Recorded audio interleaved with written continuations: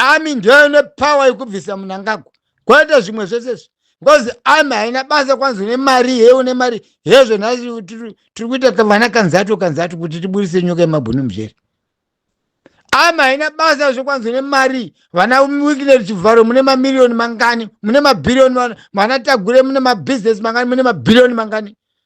Army haina izvozvo military. Kulen TV atibatike zvechobu. Yes mfana Kulen. Ndi Mr. D. Unoziva dzansingazi kuti kana ndichida kudhakwa ndovhiringidzwa nezvinhu zvisina nebasa rese. Ndiri kuona kuti nyaya yenyika yedu yeZimbabwe kai inoda kuenderera mberi. Why? Tisu vanhu tiri kuiperekedza kuti iende mberi. Kumberi kusina zvisina zvinhu zvine budiriro zvacho kumberi uko. Why ndichidaro soka? Unoti ZANU iri kushereketa nezvayo because ine mari. Iso kwedu kuside kwedu kunoku tukangana maputi. Nyaya iripo chaiyo. Mdarageza akataura. Mdarageza ndiye angwadza zvinhu zvese. Ndiye akanga maputi akaputika zvese. Handichi. Saka sure moda kuti Mdarageza aite se. Adini. Right. Imuruza kuputisa. Zvamunonzwa. Hamuna musa. Iwe na DJ Holu. Hamuna musa. Imuruputisa zvinhu zviripo. Ndokulira vafana because munoputisa sezvazviri. Enda muvanzi. Enda muwedzeri. Mune makoma nemafuru stop. Munyazo kumirira kuti aizvi zvaibva manje chirega tizviputise.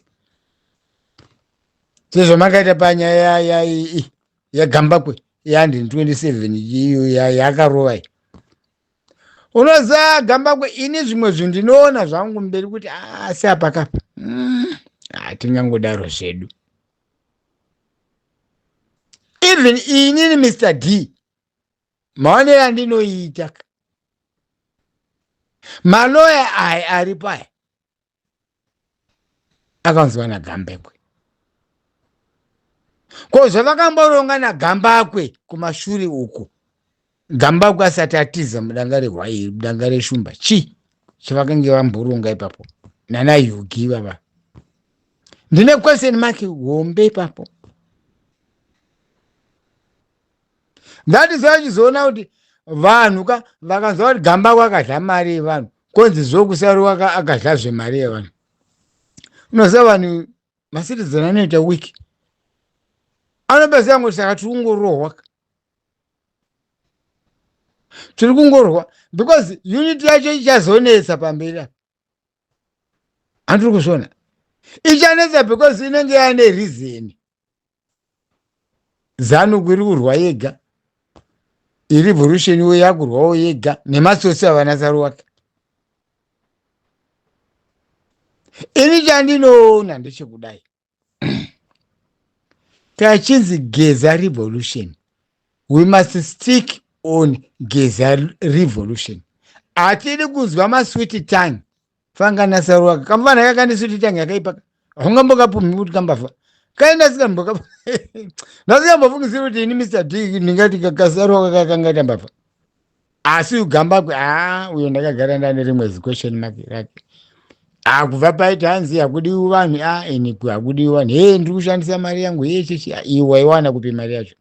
I remember pane one day wakambobvunzwa iwe kuti iwewe Kulen ungaiwana here mari yekufamba up and down nebasa rako ririfanga zvipo chaGambakwe ukati kwete handingaiwana. Pakandipa a very big question ipapo. Ndakabva ndaona full answer 100% kuti Gambakwe chigananga Gambakwe. But unoziva zvinoita Mwari. Unofunga kuti unonzvenga ukasvika kupi. Kunzvenga kwese kune endika. Mavambo ese ane ending.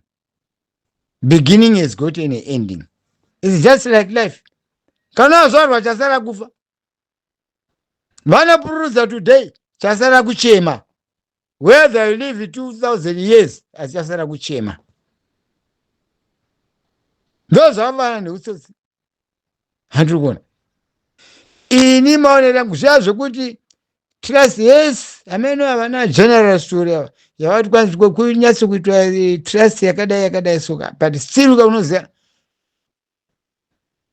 ini Mr. D pachimanyika chedu chinotizvo ukaona mheni yarovaka ikaposasiya mazai kureva kuti ichadzoka futi. Zvakureva kuti oro pakanzi izvo trust yakadai trust ichi yavari kuda kuronga ikai imheni iri kudzoka futi yoyo kuzopedza mazai yayadini futi yasiya. Hapasina munhu seni Mr. D nini aindodhakwa zvangu bheta, asi kana ndadhakwa ini handizodhesitebwa kana ndida kudhakwa. Apo tingapesana kana tichitomwa hangu doro rangu randomwa ndiroro iroro ndizvirova Guinness yangu, handiri zvokushupiwa. Ndisei ndidhakwe please. Kwete marara ese avada kuswera vachida kuronga tumwe tunhu twawapo right. Mudhara Geza ndiye anonzi Geza Revolution, ndiye watoziva one. Kwenda zvimwe zvimizi zvimwe zvimaruva zviri kuda kubuda anda zita ramudhara Geza, anda zita ranyoka. Inyoka sometimes handimusori kai, because kana wapinzwa muchizarira muya kamo wamurima hauchazivi kuti achauya unoti iye akanga utanga kuuya segamba pamwe nyoka yemabhuni akatoti zvangu zvaita asingatozivi kuti no ndiye munhu atombundwa nezishato rimwe risingamboiti gambako. Inini maonero angu soka Zimbabwe yedu iyi, maonero angu ini Mr. D ndakanzwa mwachitaura kuti kwanzi totoda kana 10 billion kana 15 billion yekutenga pfuti. Hanzi ndafamba ndakadai so ndakadini chichi wati handiti ganimbokata imwe foni yangu iripera imbodai hanzi tigoita zvombo kuita sei. Remember ndakambota ndikati ndeipi nyika ingakupai mari ingatipa mari sekuti titenge zvombo, isi zvombo zvacho tiinazvo zvezvana 31 July kuda kupondesa vana vevanhu ndikurevesa ini, because iye mudhara Geza pachake haana kumbobvosisa zvese izvozvo. Semaplus kuda kudzokera futi sure kwana 31 March nhasi yaimwe 31 imheni zvaya kudzoka iyo yakasiya mazai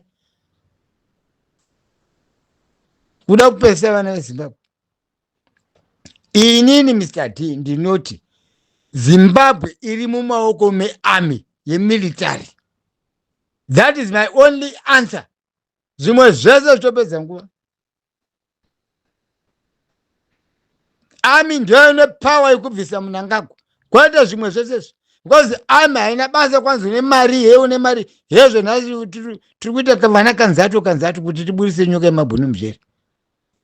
Army haina basa zvokwanzi nemari vana wikile chivharo mune mamiliyoni mangani, mune mabhiliyoni vana Tagure mune mabusiness mangani, mune mabhiliyoni mangani. Army haina izvozvo, military iri rabasa remilitary. Apa ndekudzoka zvekumasoja yandogara ndichitaura Mr. D inokumanenge handida zvokudhakwa ndisiye ndidhakwa handika basa rese inini ndiri kurisa mumaoko memilitary. Wandizorota pfuti zvirova zvisingamboiti pfuti zirimo muZimbabwe ndambovataurira futi ivo vafana ivava majunior officers imo ndo vanhu vanobvisa Mnangagwa ivo vaya. Ndikutaurira ini Mr. D zvimwe zvese topedza nguva izvi. Ivo vafana ndakamboudza kuti kana iye manager iyo commander wacho in chief ivo vakapiwa mazimari iwaya, fire and shoot them, then you go the road man, pera corridor mapedza imi. Kwete zvimwe zvese zvatiri kuita tiri kutamba nenguva. I'm telling you, kutamba nenguva, kubvarura ndakambotaura ndikati Munosvika kustate house kusina munhu. Vafana vo vane pfuti vava. Ndona anobvisa Mnangagwa ava. Zvese zvatiri kuita zviri kutambisa nguva. Masasa wandisa muZimbabwe. Orosi chigananga ndana singadi mari.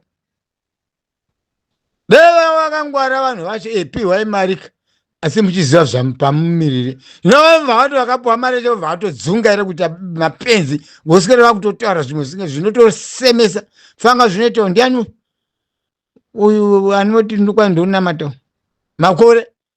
Unonga kutaura kwemunhu akakwana ikoko. Munhu anoverenga Bhabhiri.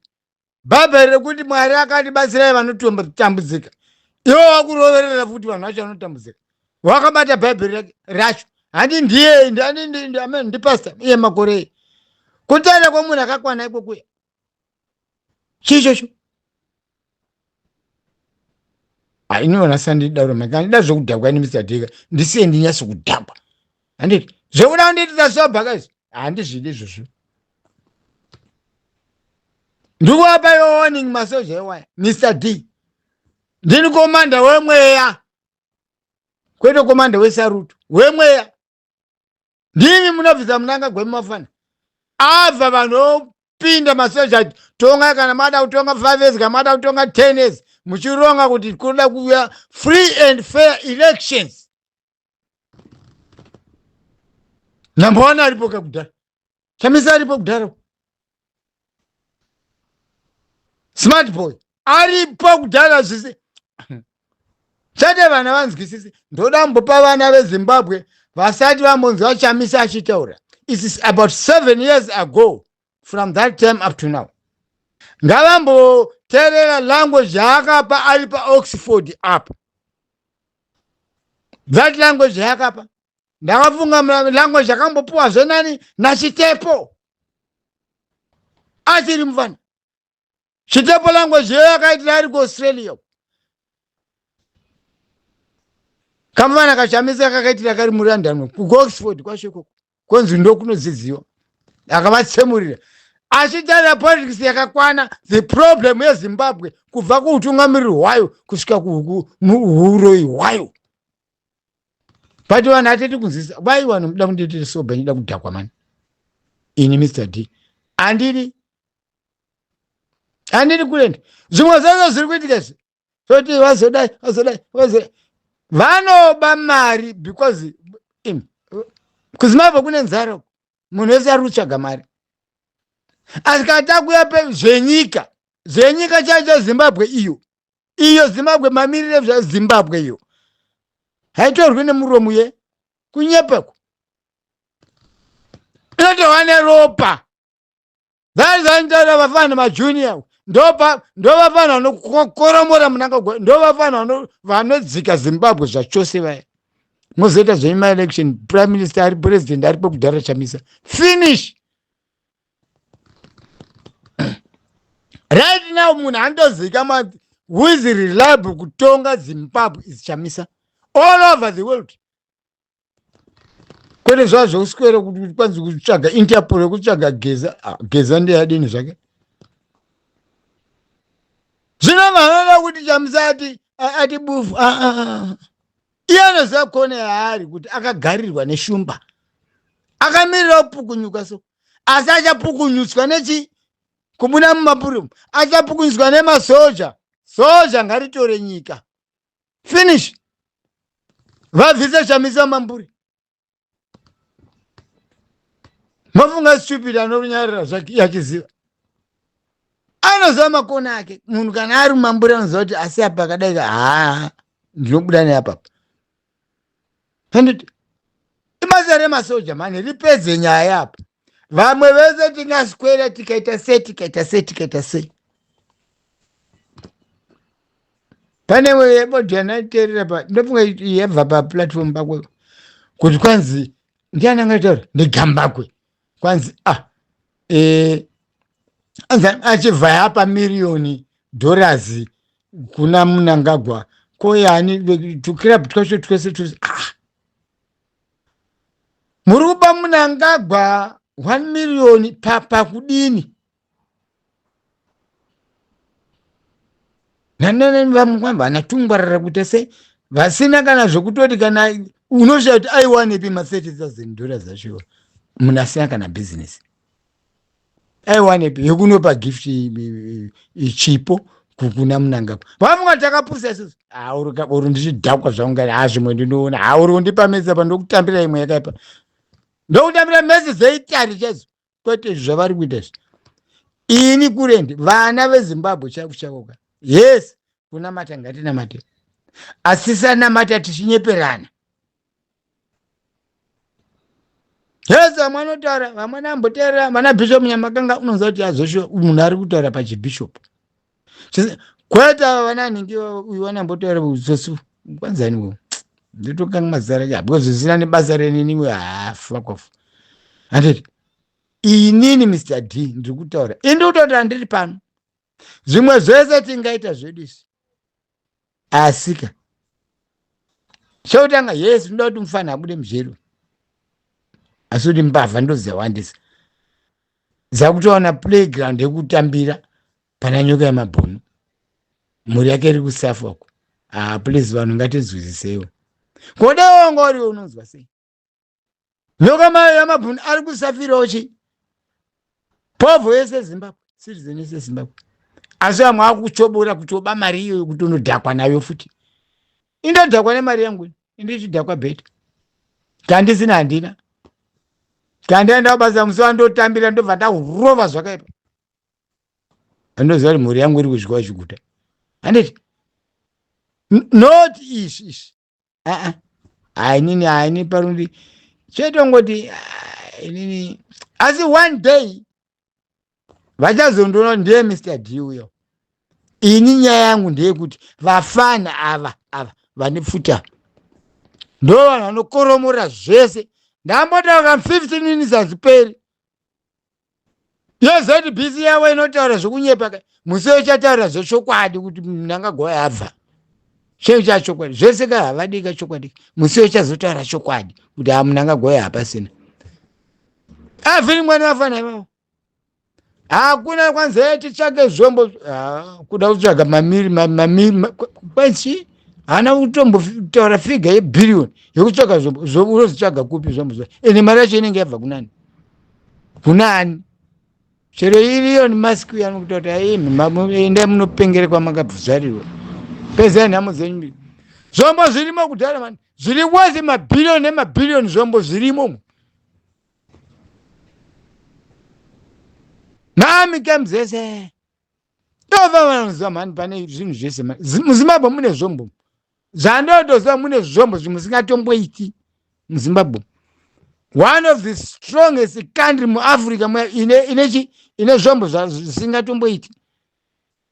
Hanzefani zangu na South Africa na Nigeria. But tumotwezoto Zimbabwe ine zvombo ya. Imi pavanenge vachikepisha majudiciary vachikepisha zvese zvimaminista chichi vafana kepisha zvombo vachikepisha zvese siyai vakepishe zvese nemigodhi yacho chichichi imi nangai kunokepisha zvombo chete mapedza game down inyaya diki yaZimbabwe. Asi vanhu kungoshamara yanda kuti ndinzi ndini ndini ndichichi haisitame yemodeling kai. Aiwa. Abazonzwa nza akasunga tai ndiani apa akadini. Haisiyo time yacho. Yatime kutopenga kuti kana ndafa. Vantu vakapinda chisoja. Chisoja. Dead or alive. Ona pesa 20 years kana futi hauna kuiridza asi mukana wekuti uchiridza futi wapo wakuisendeka futi saka basa racho apa uri kuvara nenzara futi basa nderekushama ngai makane nenzara iro rikati zuva rero richipisa pa wakapfeka mazuniform aya iwe dehydration yachazoitika apa mari yedoro even kana uchichaza kumba uri kugurira futi netsoka kuenda mari yekombe hapana. Mborisa bheta anopinda mukombi asina kubhadhara because anenge akapfeka uniform. Iwo musacho unosiya uniform kumba. Ungapinda mukombi neID azviitiki. Mazuva vanhu vacho makombi mazuva ano vangwarirwa futi maporisa acho. Maporisa acho akupota achitya futi. Because vanhu vacho vakukika vemakombi vekuti afakwa futi aneta nemimi. Stupid dzevanhu. Saka nyaya yangu ini ndeyekuti izvo ivava vafana vearmy ava aindikusha kuti ndovahwandira neipipe but vazive kuti Mr. D ari kutaura mwoyo wangu ndo ukomanda hwacho hwandiri kupa vafana. Zvimwe zvese zvatiri kuita zvitiri kutambisa nguva asi tinoda hedu kuti mufana abude mujeri cheto nyika yemabhunu. Pane mweya wetsvina wapinda ipapo vamwe vada kudyira pana wofunga alright kana yochitorera munhu 127,000 yake iwo chiti zvendinoflya up and down ndakabhadha zvemari yangu. Ndaona imwe video yangu kwanzi ndachitovaka imwe imba yangu I've moved so I was painting ndandapedza pa 20 days ndisina mbokwira ladder. Hanzi mwana wangu atondi daddy baba chenjerai modonha nemaladha. Wazoiwanepi mari yacho iyo? Nhasi yakubuda 127,000 I mean ikoko rands. Asi apa iwewe yazobuda apa futi yabudiswa naDJ iwo wakaba mari ke. Zvine umbo toda kuona kuti gamba kwacho anoenda kupi nenyaya iyoyi. Vachabatwa. Inapa ndangoti wakomana. De maloya waya but paakundisisa ndekuti maloya aya akaunzwa nagamba kwe. But kana vachinzwisisa ngavazive kuti gamba kwewo ndio gemu rake iri nai. Vochisiyana nezvokuti chichi kana gamba kwangada kutengesa nyoka yemabhunu kuti aitwa extradited kuZimbabwe koko vachiona kuti gamba kwenyoka maloya ochimira nenyaya chayo chayo yakazvikwanira. Ini gamba kwanchana handitombozviziva because kana ndadhakwa ndikanzwa zvegamba ndotoita sopa. Ndoda vanga nchada yako noita kuti kubata nzeve kuti kuiti pa pasi kuti pasi nezani yacho iyoyo. Shandiri kudza. Izvo kwanzi unopenga gamba. Apa mangwana hazani uyu this one ko chaunozomboti Mnangagwa anenge akamugwara Chiwenga akati pusei anotangirwa kuchii. Anapegere haita kuti akabereka gamba kwewe. Ndotokuzeka. But anyway, nyaya yangu ndati ndidzorere zvekuvafana vechisoja. Ndo pane nyaya yangu, ndo pane hoko yangu. Because ndo panana mbuya nehanda nanachenu panana sekuru chaminiko pavafana vari mumakembi ivo. Simple. Zvaperezvo. Zvese zvatiri kuita tiri kutambisa nguva. Masosa mbavha oda kuronga muzuva zve31 July kuita sei kuda kunourayisa vanhu. Ndimudhara geza ambozvitaura izvozvo. Zvemiromo yenyu yemuchitene mari muchitete mari dzamune baba muri mumabhauko modla moti kwanzi ende muzuva 31 kunoita chii? Kunoitei? Iye mudhara geza wacho akambozviti bofu muromoyo kwete. Handanoziva kuti zvinourayisa. Iyo kana ane program yavari kuronga namudhara geza regai varonge. Kana vachironga nevafana vari muarmy shoot. That is 100% good. Ndoti correct. Ndoti tichore Zimbabwe iyi. Zvema-elections zvozoitiwa afterwards. Apa ndikutokuudzai. Zvimwe zvese tingataura maswiti tanga akaita sei tikaita sei. Yet musoro wenyaya yokumburudza vana Mnangagwa uri mumakembi mumasocho. Ndini misati ndiri kutaura. Muzoti achidhakwa chii hachino. Indotodhakwa bheta kani. Handimwe mutoriro kani. Ndotomwawo rakavhenekwawo. Asi brain yangu inozva yazotanga kubhoira so kuita chamupupuri. Kuita vanga ndasvikirwa. Asi ndakambotaura kuti ine handisingangani ende handisvikirwa ende handirapi futi. Ndotaura zviripo paground. zviri pachena hai mafana mani musandinyadzisa imi mafana imi murimo mani makamafurachi maita muri kupindwa nekwe mafana chiunyanya kurovesei hana chipa papa chi mauda kunisa kunganga iri kunosimbiswa hana dzenyuzi makasaina rufu imi duoro dai moda kuzofananisa nevanhu ari kufamba musiriti kuti uyatifetese azviitika ane bvute uri kuiridza kwacho bvute ane ziva imi ke ndimi makamhanya kaimi up and down up and down ziya richidai mapresi what chichi ndo nguva yacho iyoyi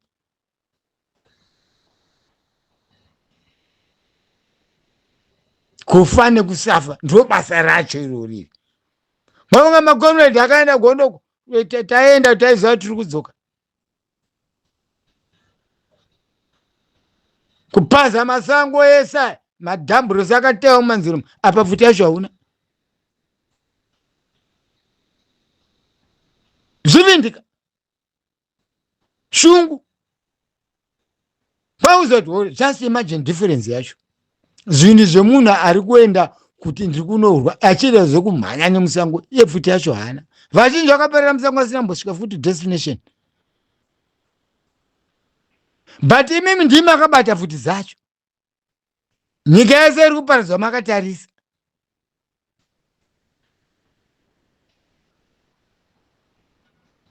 asi andorongoti chiwenga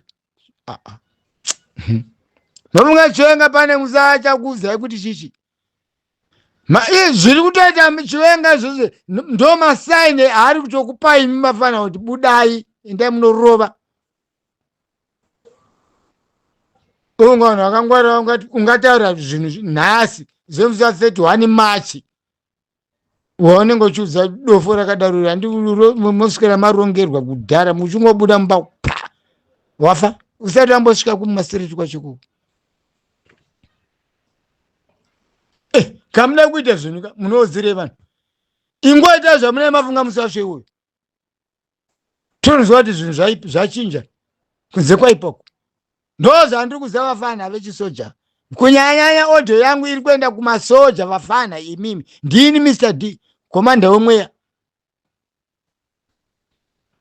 muri kuzinzi asi time yekuti kwanzi kumbonamata mabhaibheri achazonamatwa nyika taanayo takuziva kuti saka mitemo yebhaibheri inoti chi ma10 commandments pane zvinhu hapana kana mitemo ma10 commandments irimo muzimbabwe hapana humupavha kupera wana Judas Iscariot right ndakuchitaura mashoko angu ekupedzisira kunemi vafana imi ndini Mr. D komanda wemweya monuza kuwanda kwazo kwamakaita mafana ikokoko pangashaikwa nemasvikiro epapa ekutora nyika iyoyi kunyepa kuya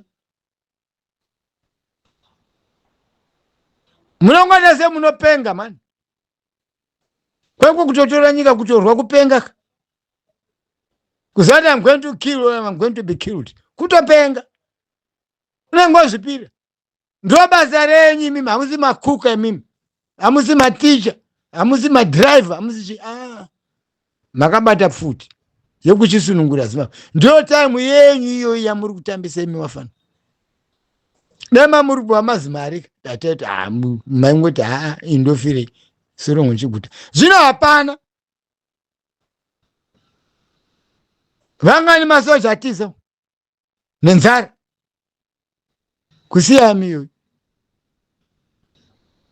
imafana enda muchinidhaka somani haino zvokuti kanida zvokuzvimwira doro moda kunditsa soba ivafana ina handidi Mr. D ndati imi imi vechifana soka mosa hove kana dziri munyanza muya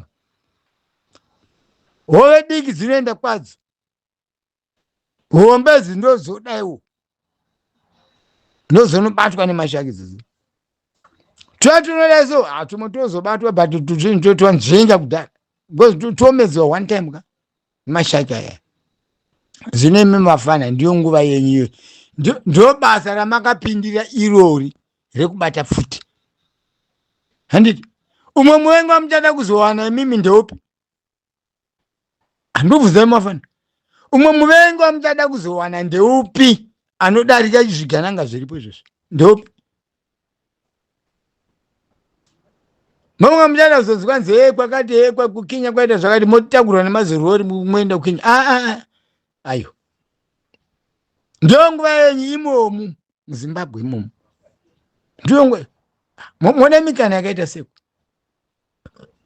Zvinhu zvakuzivikanwa pasi rese. Now Zimbabwe is the worst country pasi rese nenyaya yekuba corruption umupavha. Endeti ndio ingada iri Dubai of Zimbabwe. Yes, Yasser Arafat weZimbabwe takampuwa mudarageza. Indomuti Yasser Arafat. Ini Mr. D. Ndarageza is Mr. Yasser Arafat paripo papa. Gandanga hombere Palestine. Yes. Inaza kuti Interpol kuita se.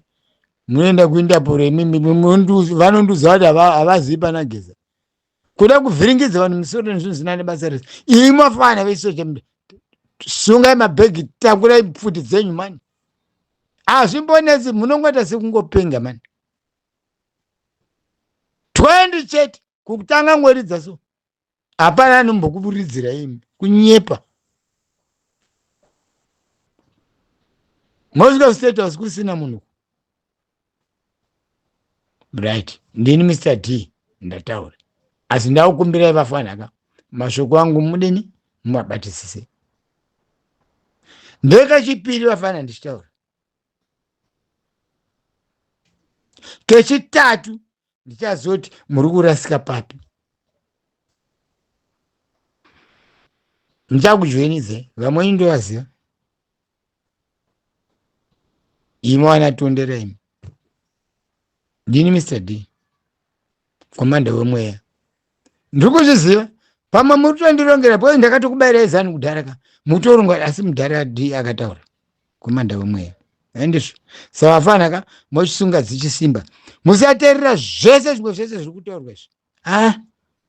Nikisi isu ngatizive kuti purezidendi wedu tinaye chamisa asi ngatitange tadini tarova zatopera. Handisi kuda kumbodza dzimwe nyaya ndoda kuti pfuti dzirohwe kwezvoti dheti rakati pamune mangofungira ipapo chete. Indoda kuzongozvinzwa kuti Zimbabwe kwashata uko ndoziva kuti vafana vaya vateerera manje komanda wemweya manizvo vafana. Mwari ngave nemi achibata naye vafana chisungai ende mobva masunga dzisimbe. Amen.